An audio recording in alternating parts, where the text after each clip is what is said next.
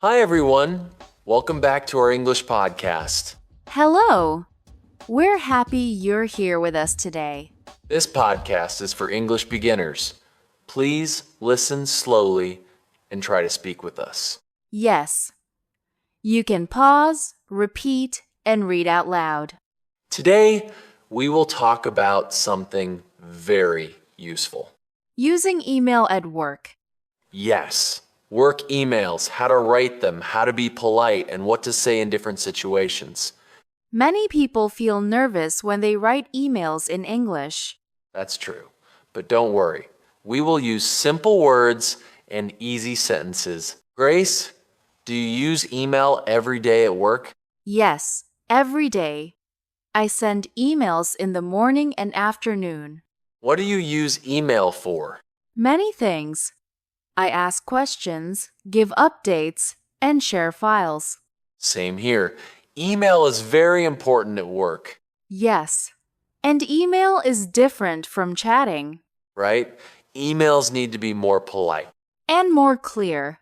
If your email is not clear, people may feel confused. Or they may feel unhappy. Grace, how is email different from chat messages? Chat messages are short and fast. Like, hi, or can you help me? Yes. But emails are more formal. You need a greeting. And a closing. And clear sentences. Emails are like small letters. Let's talk about how to start an email. This is very important. What is the most common greeting? Dear. For example, Dear Tom. Or, Dear Miss Lee. If you don't know the person well, yes. Use dear to be polite. What about hi? Hi is okay for coworkers. So you can write, Hi, John. Yes, if you work together. What about hello? Hello is also polite and safe. Grace. Should we use first names or last names? It depends. Can you explain? If your company is friendly, first names are fine. Like, Hi, Anna. Yes, but if you write to a client, use last names. For example, Dear Mr. Brown. That sounds more professional. After the greeting, what comes next? The opening sentence. What are some easy opening sentences? You can say, I hope you are doing well. That's very common. Or, I hope you are having a good day. Can beginners use these sentences? Yes. They are safe and polite. After that, we need to say why we write. Yes. Be clear. For example, I am writing to ask about the meeting. Or I am writing to share some updates. These sentences are very useful. Can we say, I want to ask? Yes, but I am writing to ask sounds better. Grace, how do we ask questions politely in email? Use soft words.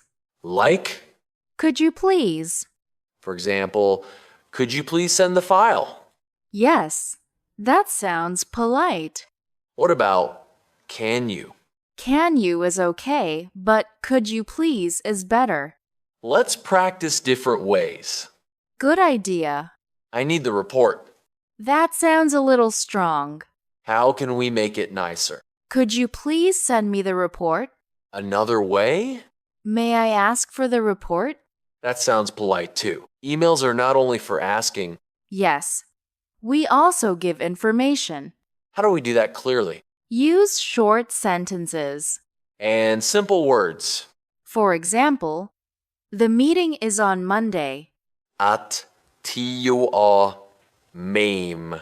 And in room A. Very clear. Grace. Saying no is hard. Yes. Especially in email. How can we say no politely? First, say sorry. For example, I'm sorry, but I can't join the meeting. That sounds kind. You can also give a reason. Like, I have another task. Tone is very important. Yes.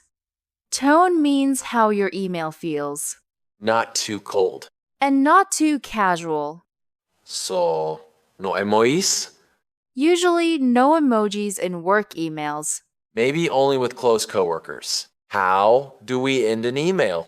Use a closing sentence. Like, Thank you for your time.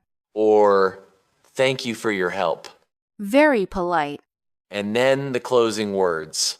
Best regards, Kind regards. or best. All are common. Okay, we will stop here for now. In the next part, we will talk about Follow-up emails emails to your boss.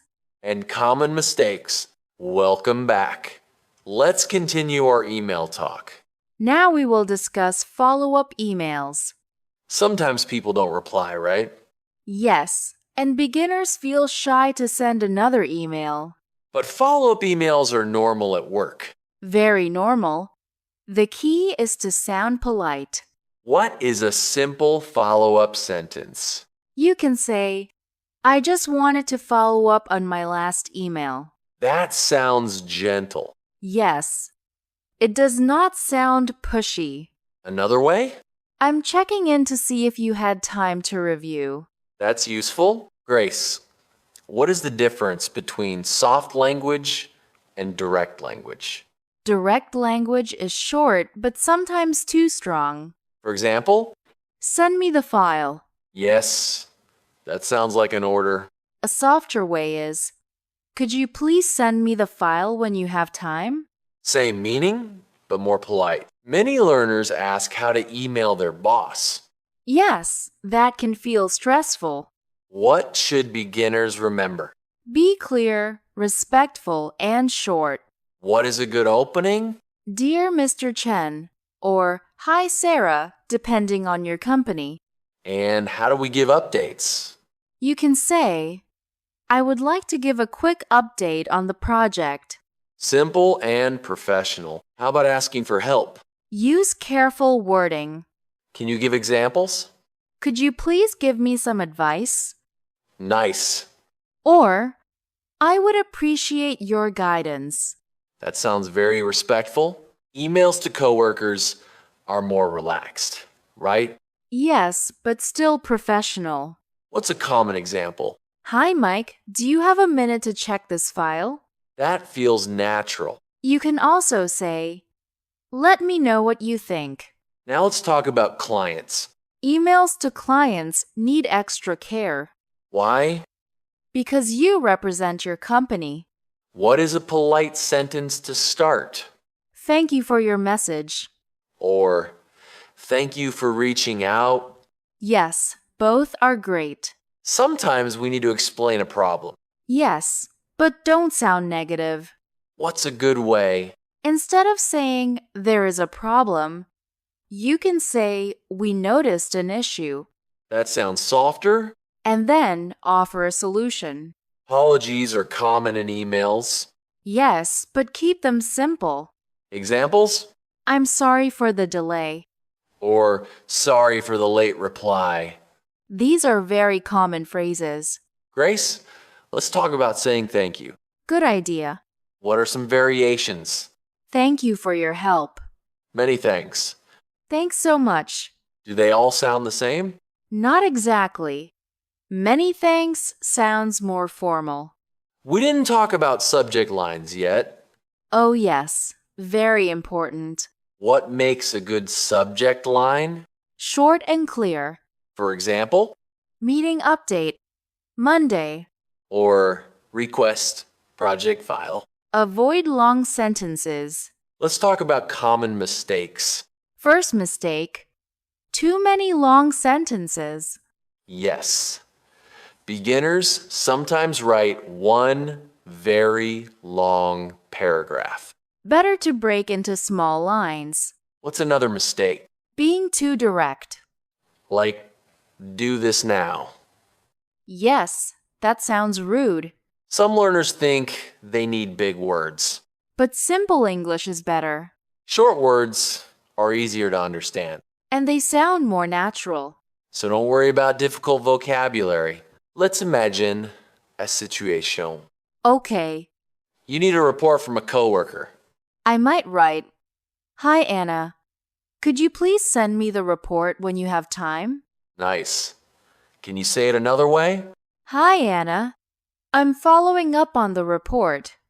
Would you mind sharing it with me? Same meaning, different expression. How about changing a meeting time?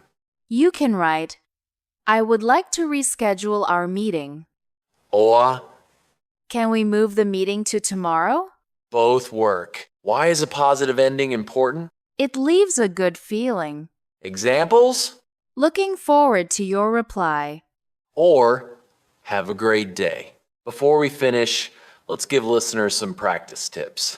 Yes.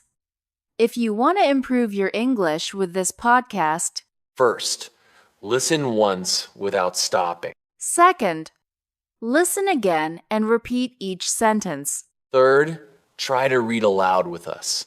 Don't worry about mistakes. Practice every day. If you enjoyed today's episode, please subscribe to our channel. And come back to listen again. Repetition helps you remember. This is the best way to build confidence in English. Thank you for listening and keep practicing with us. See you next time. See you next time.